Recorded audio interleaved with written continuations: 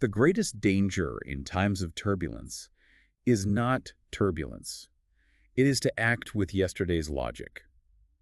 That's Peter Drucker, and it feels particularly relevant today, doesn't it? It really does. Adapting is everything, especially in global politics. It's constantly shifting. Welcome, everyone, to the Deep Dive. Today, we're tackling a big one. India's strategic autonomy in this multipolar world we keep hearing about. And we're going to ground it in something quite concrete, looking at recent diplomatic events, specifically what's sometimes called Operation Sindoor or Pahalgam. Right, and our main guide here is an article from First Post that takes a, let's say, critical look at these events and the whole concept of strategic autonomy. We're planning to really unpack what that source argues. Absolutely. We'll dig into its points, its perspective. And look, this isn't just theory. If you're trying to make sense of world events, or maybe you're studying for exams like the UPSC, understanding this, well, it's pretty crucial, wouldn't you say? Definitely. It's core to understanding India's foreign policy logic and its place in the world. So our mission today. Simple, really. We want to break down this article, pull out the key insights as presented, understand the nuances of India's approach, and consider the implications the source raises. Okay, let's jump in. The article kicks off with an interesting idea that diplomacy doesn't just stop when a conflict starts. Yeah, that seems counterintuitive, right? But the source argues it's actually vital during conflict. Exactly. The article frames conflict not just as a failure of diplomacy, but as a time of, intense diplomatic activity. You have to justify your actions, manage perceptions. And the source says it's also a test. A major stress test. It reveals who your real friends are, how strong your alliances really are, and, the resolve of everyone involved. You see commitments tested. Okay, so applying that to the 2019 events Operation Sindoor Pahalgam, the Pulwama aftermath and Balakot strike period, the article highlights India's diplomatic offensive during that time. Yes, it details how India reached out to key players, Saudi Arabia, the UAE, the US, European nations, and importantly, Russia.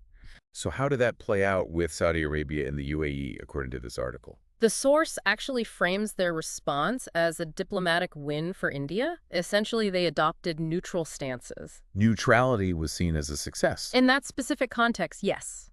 Given the complexities, their neutrality was considered a positive outcome of India's engagement, according to the article. Okay. And Europe. What was their reaction, as described in the source? The article's description is quite pointed. It says the EU offered unsolicited advice, really hammered on the nuclear fear aspect, and came across as, the source uses the word patronizing. Patronizing? And the United States? That's presented as more complicated. The article notes that initially the U.S. seemed supportive of India's counter-terror strike. But then there was this shift. The U.S. started pushing for mediation, calling for a ceasefire.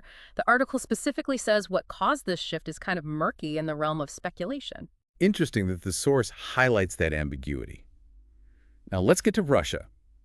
The article suggests their stance was particularly noteworthy, maybe even surprising. Very much so, especially given the history. The source describes Russia's public posture as well-calibrated, formal, and essentially neutral. Neutral. Not exactly what you'd expect from a long-term strategic partner. Right. The article points out there wasn't a big statement from the top leadership. It felt non-committal. Did it mention any specific Russian statements? It mentions the foreign ministry spokesperson, Maria Zakharova. Her statement urged restraint, called for resolving things politically, and even referenced the Simla and Lahore agreements between India and Pakistan. Referencing those agreements. Yeah. That definitely signals a kind of neutrality, doesn't it? Exactly. The article really emphasizes how unexpected this felt, coming from Russia. Okay, so this surprising neutrality from Russia then leads the article into explaining what it sees as the main drivers behind Russia's overall South Asia policy. What are they? According to the source, there are two main pillars. First, maintaining and deepening the special and privileged strategic partnership with India. Russia sees India as the fulcrum, absolutely key to building a multipolar Asia and world. India as the fulcrum. That's significant. And the second driver? The second is about regional security. Basically, creating a firewall to protect Central Asia's southern flank from threats spilling over from South Asia. Think Islamic fundamentalism, drugs, refugees, especially concerning Afghanistan. Right, the stability aspect. But the article argues Russia still feels the need to engage Pakistan, correct? despite the focus on India. Yes. The source argues that because regional stability is so important, and because Russia sees Afghanistan as central to that, they feel they need Pakistan involved due to its influence, however debatable, over parts of the Taliban. So it's a pragmatic necessity from Moscow's viewpoint described in the article. Pretty much. The source suggests Russia wants to avoid another failing state, implying Pakistan, and sees engagement as necessary for managing the Afghan situation. The article mentions Russia-Pakistan ties improving cautiously since the mid-2010s. It does. It notes cooperation on counterterrorism, intelligence sharing, those Druzhba military exercises.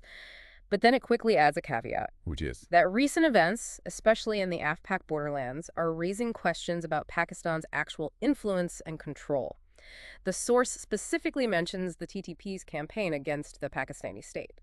And how does the source connect this back to India and Russia? Well, the article suggests that despite these signs questioning Pakistan's role, India seems to have, and I quote, failed to convince Russia that Pakistan is fundamentally a source of the region's terrorism problem, not part of the solution. That's a strong claim from the source. Yeah. It also gives us some history, reminding us Russia wasn't always neutral in India-Pakistan issues. Absolutely. The article contrasts 1965 when Russia mediated the Tashkent Agreement, acting neutrally. When 1971. Exactly. In 1971, Moscow very clearly sided with India against the U.S.-China-Pakistan alignment.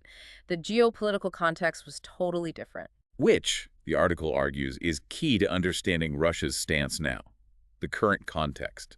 Precisely. The source directly links Russia's current position, especially its increased reliance on China because of the Ukraine war, to needing this delicate balancing act between India and China. Russia's neutral-ish stance on Pahalgam, according to the article, was basically that balancing act in action. Okay, that makes sense within the article's logic. Let's just focus slightly back to the main theme, India's strategic autonomy. The source really dives into defining this. It does. It traces its roots back to the non-aligned movement, NAM, in the 50s and 60s. It notes the term gained traction again post-Cold War, even used by the EU regarding the U.S. And it's been a consistent theme in Indian foreign policy articulation. Yes, the article mentions President K.R. Narayanan using it back in 1999 and points out it's been a feature across different governments, UPA and NDA alike, signifying this desire for an independent path. Does the source offer a tighter definition? It does cite a scholarly definition, framing strategic autonomy as basically a dependence control strategy. The aim is safeguarding independence in decision-making and protecting assets, particularly from American pressure. Dependence control strategy. I like that framing. It's proactive, not just passive non-alignment. And the article links this strategy to how India joins international groups. Exactly. It argues this is why India is in such a diverse mix of groupings: Quad with the U.S. and allies, SKO with China and Russia, BRICS, G20. It's issue-based engagement, not about picking a single camp. Okay, now we get to what seems like the article's main punchline, the price of this strategy. Yes. This is central to the source's argument. It contends that while autonomy provides flexibility, choosing issue-based cooperation over deeper alliances has real strategic consequences, especially now. And the biggest consequence identified. The core point is that major powers, well, they tend to prefer reliable partners, allies who align interests and coordinate policies. Loyalty, essentially, is rewarded. The article uses examples. It does. It contrasts India with U.S. allies like NATO members, Japan, South Korea. The source argues the U.S. provides strong, almost automatic backing to them because there's deep alignment and commitment. It's a two-way street. And India's historical experience differed. Significantly, according to the article. During the Cold War, India's non-alignment meant the U.S. was often wary. And even the close ties with the Soviet Union weren't a formal alliance. The source notes Moscow knew India wasn't a satellite and would limit support if Soviet global interests clashed with India's. How does the article apply this to the present day, with China's rise and India's closer ties with the U.S. through things like the Quad? It acknowledges India is closer to the U.S. now, partly due to China, but the article stresses India still avoids formal alliances. And the result of that, continued avoidance, according to the source. The article is pretty blunt. It argues that because India doesn't offer those reciprocal commitments, neither Washington nor Moscow is likely to go all in for India in a crisis. India can't expect the kind of automatic military, intelligence, or diplomatic support that committed allies might get. So the broader pattern the source sees is big powers reward alignment, not necessarily independence. That's the hard truth the article presents. Independence gives you sovereignty. Yes, flexibility too. But the potential price, it argues, is standing more alone when things get tough in power politics. How does the article summarize India's position then? It suggests India remains diplomatically constrained, despite its growing influence. It relies on what the source rather colorfully calls a razzmatazz of transactional relationships. Multi-alignment, but lacks that deep, dependable backing of formal allies. Which circles us back perfectly to the Pahalgam Operation Sindoor experience. The article uses that as the prime example. Exactly. It presents that crisis as illustrating this hard truth. Strategic autonomy gives you freedom, but the article argues it inherently limits the scope of external support when you might need it most. And the ultimate conclusion the source draws from this. The article states quite clearly that India has to tread alone and cannot automatically count on Russia or any other major power for full backing in such situations. The key phrase it uses is that strategic autonomy comes with strings attached. Strings attached to independence itself. That's a fascinating, slightly counterintuitive idea. How does the article wrap this up?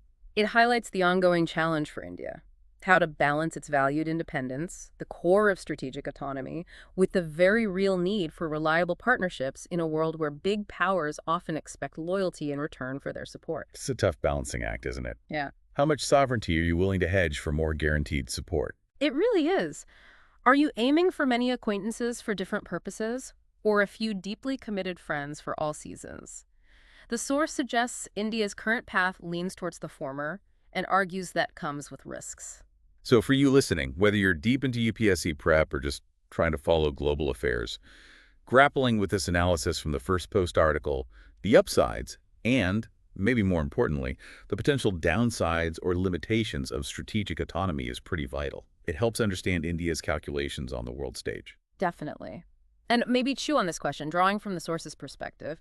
In a world that seems increasingly divided, where loyalty is often demanded, how might those strings attached to strategic autonomy actually shape India's foreign policy choices down the road, perhaps in ways we don't yet expect? Something to think about. We hope this critical discussion, really focusing on the points raised in that specific article, has been useful. If you found this deep dive valuable, do let us know, like, subscribe, and please leave your comments. What did you think of the article's arguments? Any questions? We'd love to hear from you. Thanks for joining us.